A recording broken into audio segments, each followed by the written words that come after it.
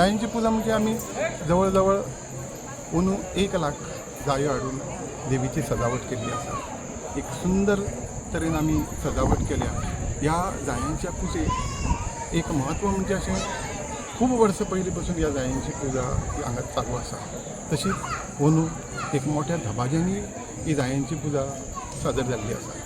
दर वर्साक आमी ही जायांची पुजा अशीच भव्य दिव्यान सादर करता. फाटल्या 2 वर्साक कोरोनाच्या काळान आमी 2 वर्सां अशी भव्य दिव्य करूंक शकूना, पूण पुजेचो आमी खंड उडोवना.